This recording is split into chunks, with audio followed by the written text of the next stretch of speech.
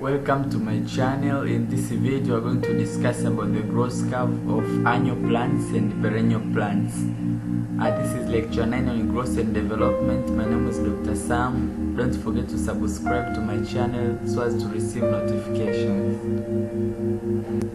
Introduction.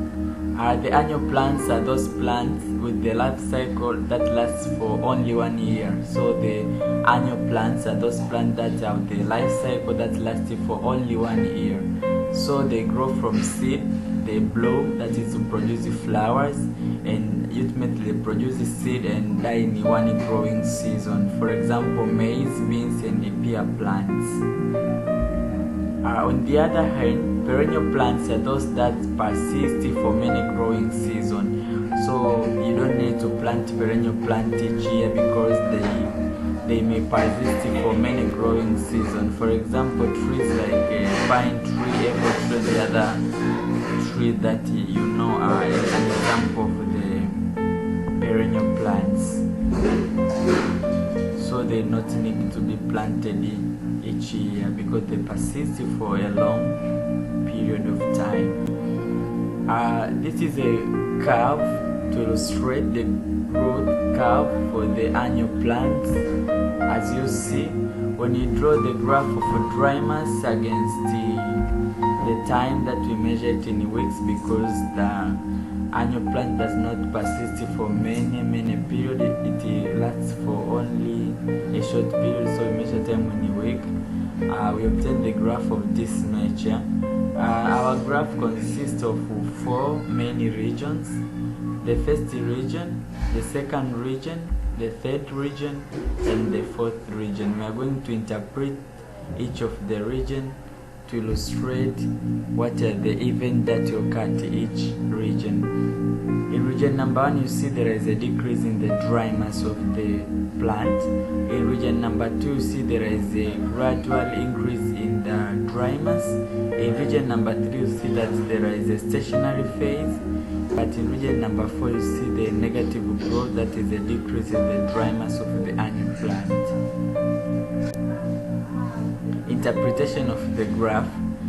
As I have introduced earlier, that the graph of 4 main regions: region number 1, region number 2, region number 3, and region number 4.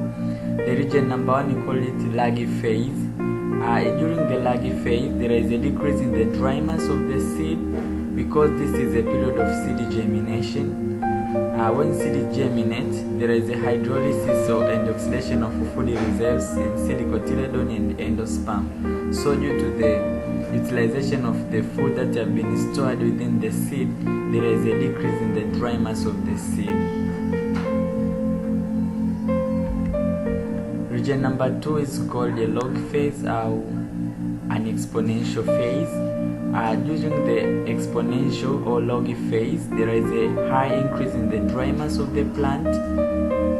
The plant increases in dry mass rapidly because high rate of growth as the anabolism exceeds catabolism.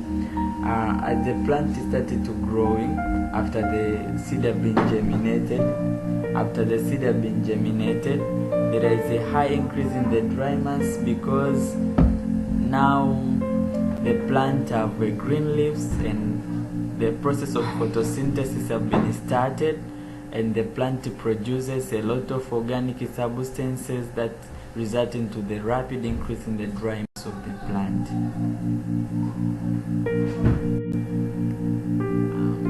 To consolidate the concept, high rate of growth during the log phase is because the plant now have the green leaves, thus photosynthesis taking place, cause the accumulation of a starch molecule in a plant, hence positive growth.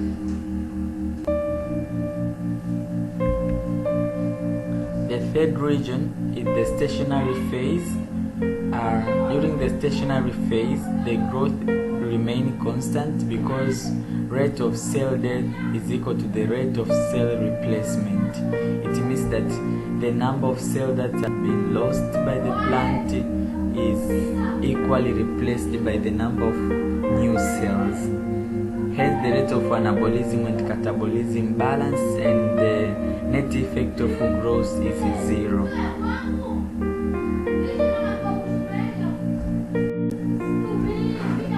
The last phase is the decline or deceleration phase.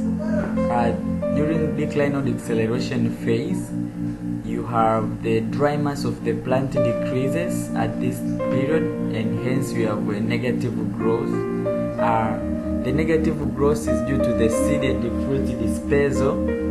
At this period, the rate of catabolism exceeds the rate of anabolism.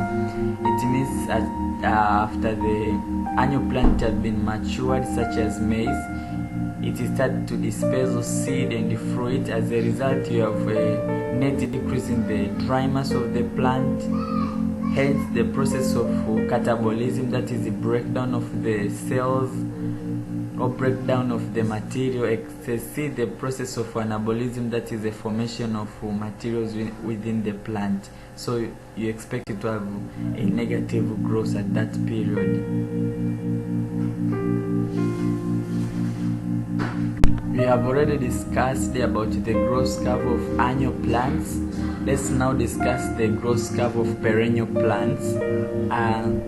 When you draw the graph of the height in meter against the time in the year, here in the perennial plant we measure time in the year because the perennial plant persists for many years, because unlike the annual plant that persists only for one growing season. So we obtain the graph of that nature.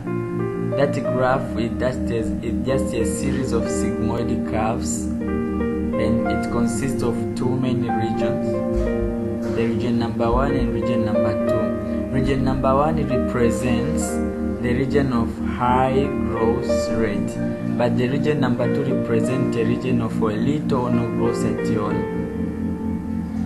We are going to discuss what happened in region number 1 of the curve and region number 2 of the curve. Interpretation of the graph. This graph represents a series of the sigmoid curves. This is called a cumulative series of sigmoid curves, and each sigmoid curve has a growth period and a period with a little growth or no growth at all. Region number 1 of the graph, during the rain season, there is a water availability in the soil. This results the plant to develop more leaves. So because during the rain season, now the soil has accumulated a lot of water, so it supports the growth of the plant. Leaves lead into high rate of photosynthesis, hence large amount of organic molecule are synthesized in the plant, hence we have a positive growth during rain season. Region number 2 of the curve represents a region with a little growth or no growth at all, and this occurs during a dry season. As you know, during the dry season condition, there is a deficiency of soil water. This causes the plant to fall leaves. As you know, many plants have a tendency to fall leaves in the dry season to overcome the problem of water loss. So little organic molecule are synthesized during that period, and hence we have no growth at all. Thank you for watching my video. Don't forget to subscribe to my channel so as to receive notification, because a lot of video concerning several topics are on the way.